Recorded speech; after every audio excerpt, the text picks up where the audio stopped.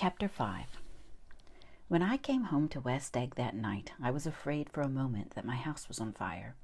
2:00, and the whole corner of the peninsula was blazing with light, which fell unreal on the shrubbery and made thin, elongating glints upon the roadside wires.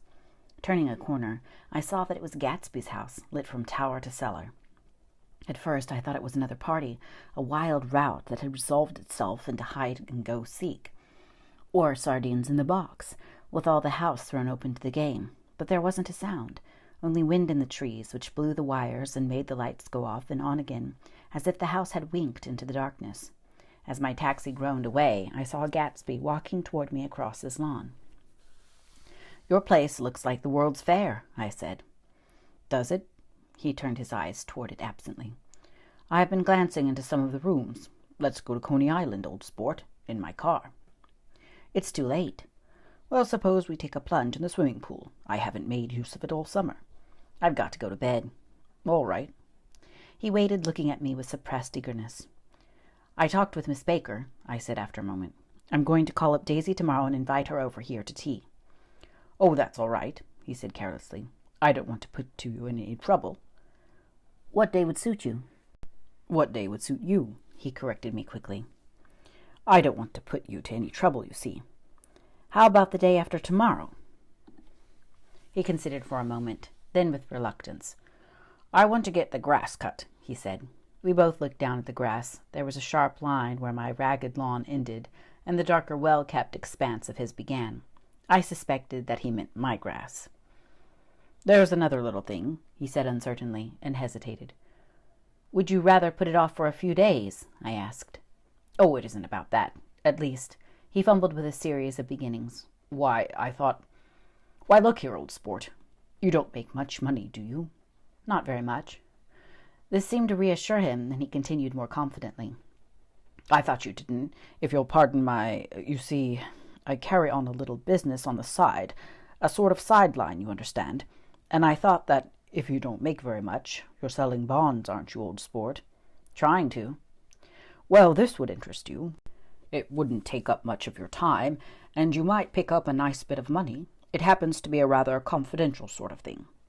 I realize now that under different circumstances that conversation might have been one of the crises of my life, but because the offer was obviously and tactlessly for a service to be rendered, I had no choice except to cut him off there. "I've got my hands full," I said. "I'm much obliged, but I couldn't take on any more work." "You wouldn't have to do any business with Wolfsheim." Evidently, he thought that I was shying away from the connection mentioned at lunch, but I assured him he was wrong. He waited a moment longer, hoping I'd begin a conversation, but I was too absorbed to be responsive, so he went unwillingly home. The evening had made me light-headed and happy. I think I walked into a deep sleep as I entered my front door, so I don't know whether or not Gatsby went to Coney Island, or for how many hours he glanced into rooms while his house blazed gaudily on. I called up Daisy from the office next morning and invited her to come to tea. "Don't bring Tom," I warned her. "What?" "Don't bring Tom." "Who is Tom?" she asked innocently. The day agreed upon was pouring rain. At 11:00, a man in a raincoat, dragging a lawn-mower, tapped at my front door and said that Mr. Gatsby had sent him over to cut my grass. This reminded me that I had forgotten to tell my Finn to come back, so I drove into West Egg Village to search for her among soggy, whitewashed alleys and to buy some cups and lemons and flowers. The flowers were unnecessary, for at 2:00 a greenhouse arrived from Gatsby's, with innumerable receptacles to contain it. An hour later, the front door opened nervously, and Gatsby, in a white flannel suit, silver shirt, and gold-colored tie, hurried in. He was pale, and there were dark signs of sleeplessness beneath his eyes. "Is everything all right?" he asked immediately. "The grass looks fine, if that's what you mean." "What grass?" he inquired blankly. "Oh, the grass in the yard."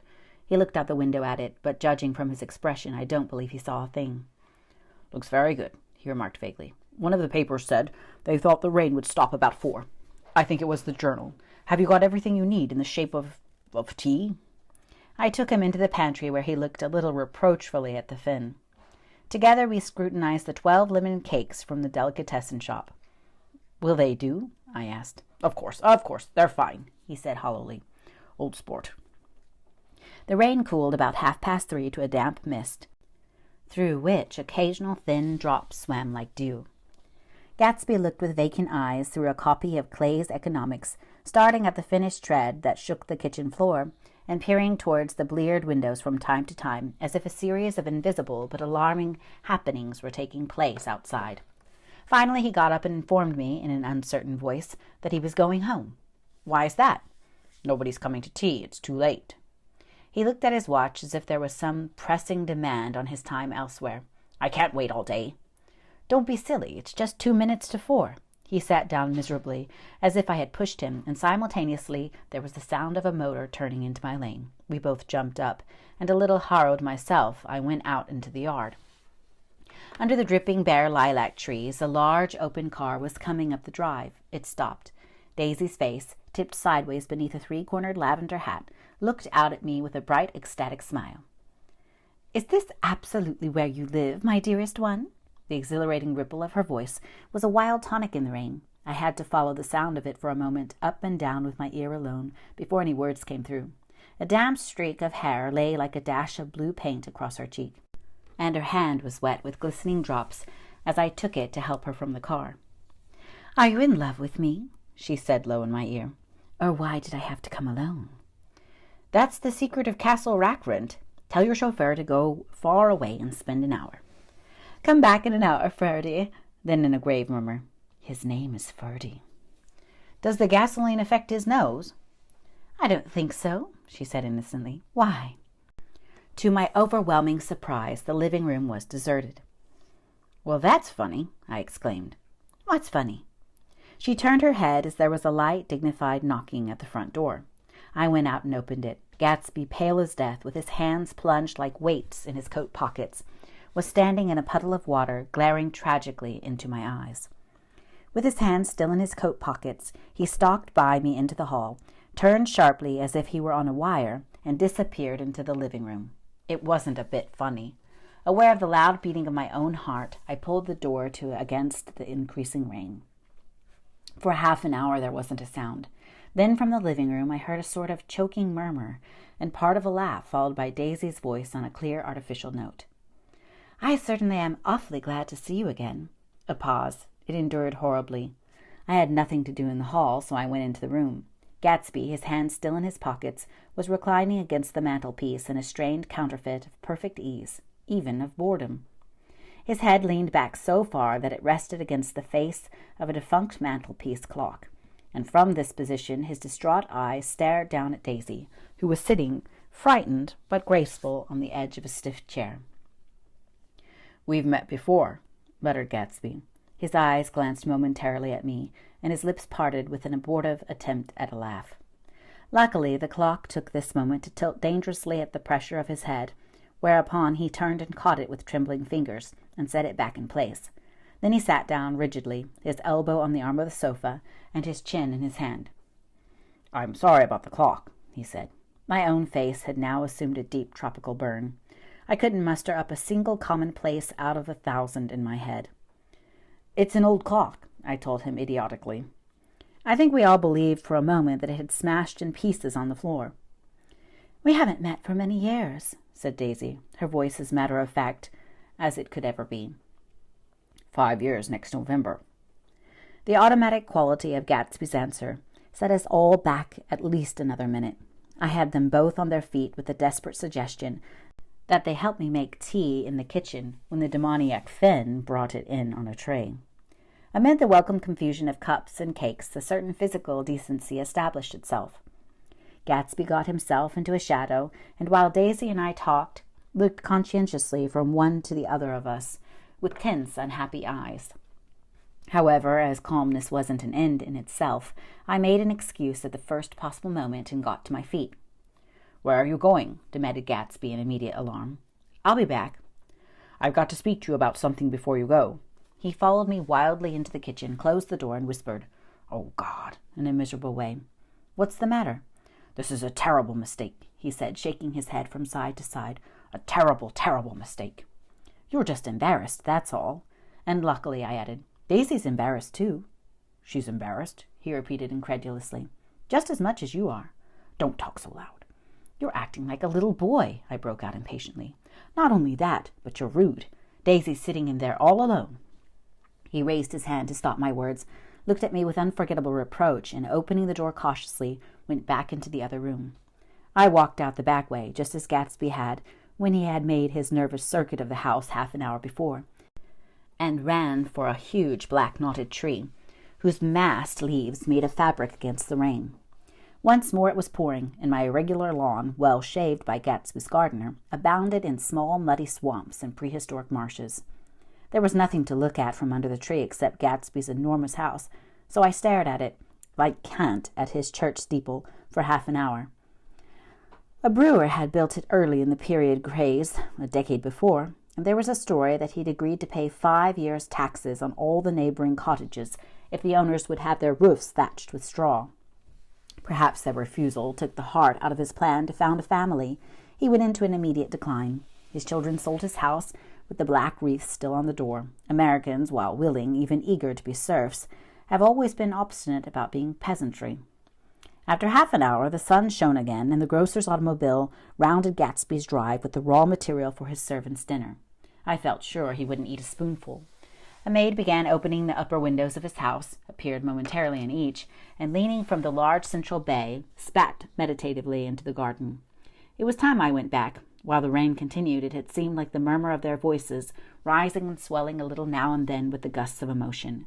But in the new silence, I felt that silence had fallen within the house, too. I went in after making every possible noise in the kitchen, short of pushing over the stove, but I don't believe they heard a sound. They were sitting at either end of the couch, looking at each other as if some question had been asked or was in the air, and every vestige of embarrassment was gone. Daisy's face was smeared with tears, and when I came in she jumped up and began wiping it with her handkerchief before a mirror. But there was a change in Gatsby that was simply confounding. He literally glowed. Without a word or a gesture of exultation, a new well-being radiated from him and filled the little room. "Oh, hello, old sport," he said, as if he hadn't seen me for years. I thought for a moment he was going to shake hands. "It's stopped raining." "Has it?" When he realized what I was talking about, that there were twinkle bells of sunshine in the room, he smiled like a weatherman, like an ecstatic patron of recurrent light, and repeated the news to Daisy. "What do you think of that? It's stopped raining." "I'm glad, Jay." Her throat full of aching, grieving beauty, told only of her unexpected joy. "I want you and Daisy to come over to my house," he said. "I'd like to show her around." "You're sure you want me to come?" "Absolutely, old sport." Daisy went upstairs to wash her face, too late, I thought, with humiliation in my towels, while Gatsby and I waited on the lawn. "My house looks well, doesn't it?" he demanded. "See how the whole front of it catches the light?" I agreed that it was splendid. "Yes." His eyes went over it, every arched door and square tower. "It took me just 3 years to earn the money that bought it." "I thought you inherited your money." "I did, old sport," he said automatically, "but I lost most of it in the big panic, the panic of the war." I think he hardly knew what he was saying, for when I asked him what business he was in, he answered, "That's my affair," before he realized that it wasn't an appropriate reply. "Oh, I've been in several things," he corrected himself. "I was in the drug business, and then I was in the oil business, but I'm not in either one now." He looked at me with more attention. "Do you mean you've been thinking over what I proposed the other night?" Before I could answer, Daisy came out of the house, and 2 rows of brass buttons on her dress gleamed in the sunlight.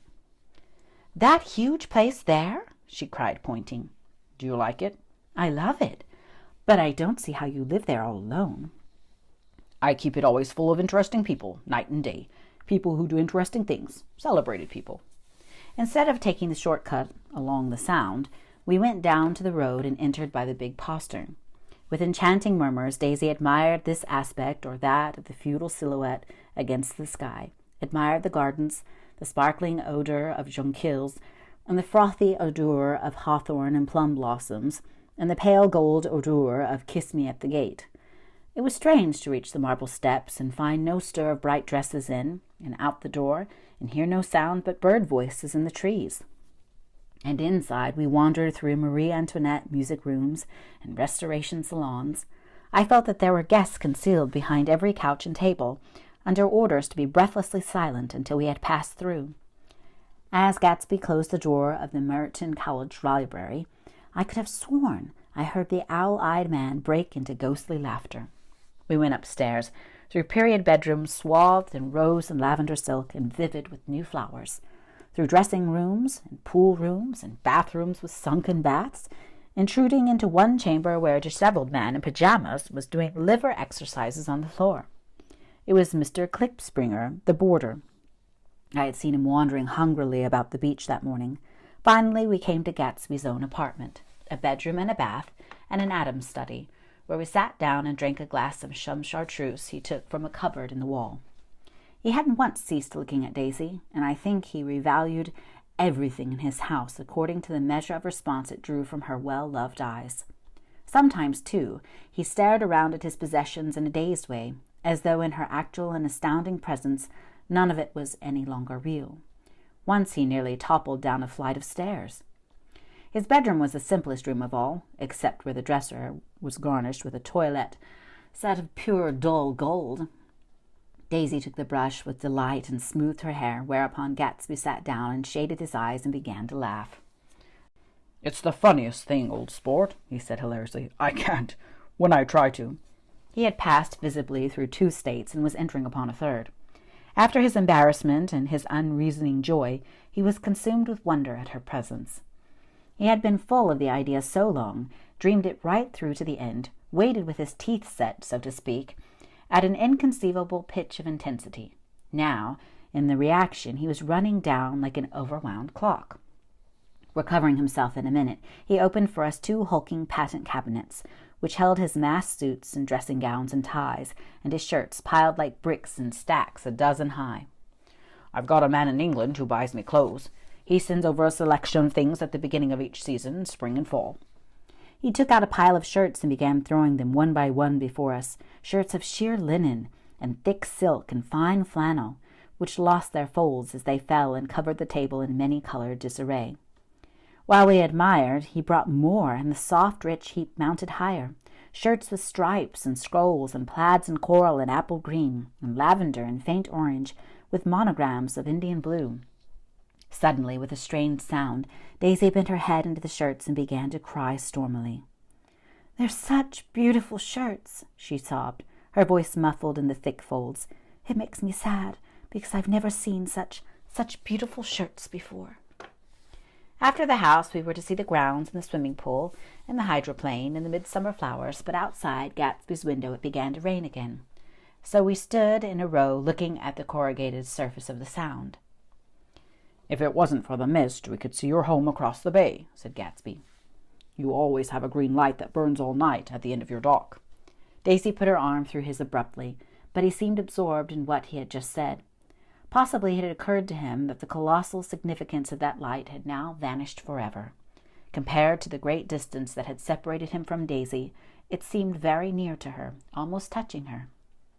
It had seemed as close as a star to the moon. Now it was again a green light on a dock. His count of enchanted objects had diminished by 1. I began to walk about the room, examining various indefinite objects in the half-darkness. A large photograph of an elderly man in yachting costume attracted me, hung on the wall over his desk. "Who's this?" That's Mr. Dan Cody, old sport."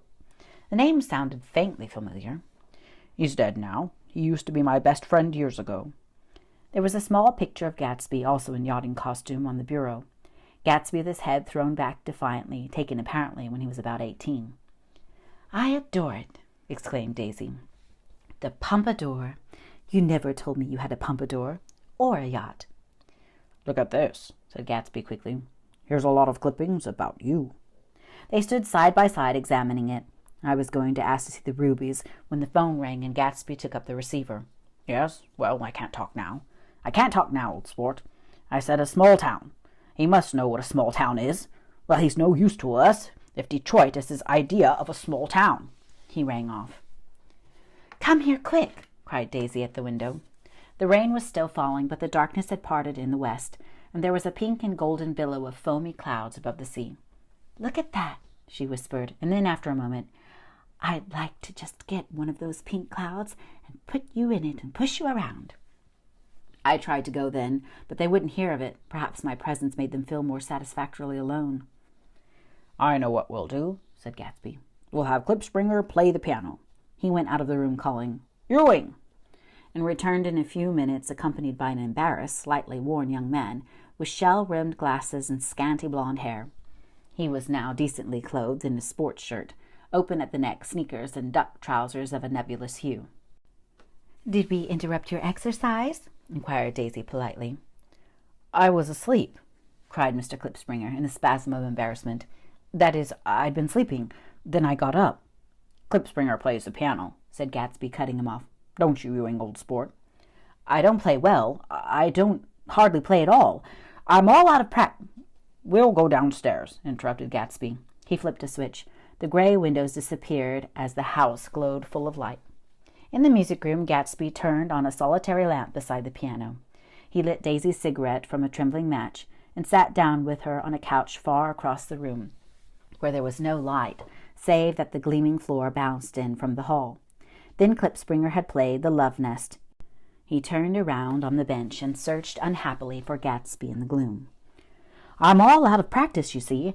I told you I couldn't play. I'm all out of practice." "Don't talk so much, old sport," commanded Gatsby. "Play."